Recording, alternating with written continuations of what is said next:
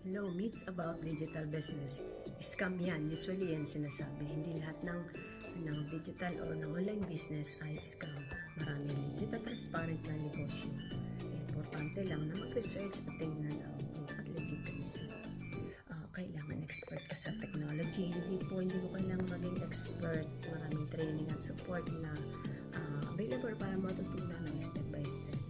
So, kailangan full time para kumita. Hindi po pwede mo ito gawin para part-time habang may trabaho ka. Ang importante ay consistency at willingness to learn.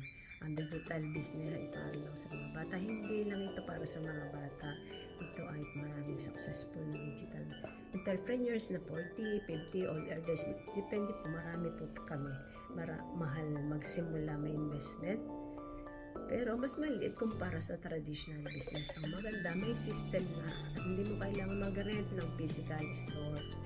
So, kailangan maraming kakilala. Hindi mo kailangan magbenta sa pamilya at friends. May digital marketing strategies para maabot ang tamang audience. Huwag kang maniwala agad sa mga myths. Alin, magtanong at explore ang mga possibilities. Ang your digital business journey starts with the right mindset. Ano sa tingin mo ang pinaka-common myth na naririnig mo? Share mo lang po, and then if you are interested, connect to me and learn. So, you start also be doing business.